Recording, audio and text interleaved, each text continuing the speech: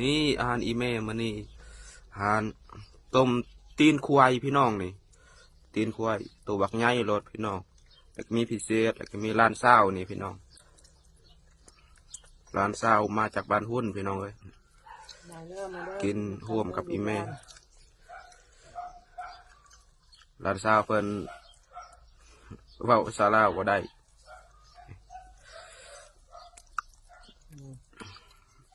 กินแซ่บๆเลย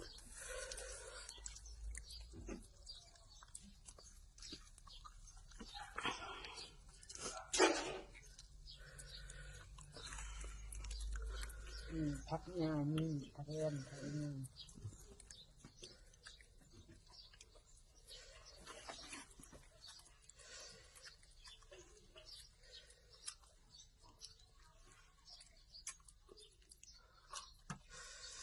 อีเมกินแซ่บๆเลยเอา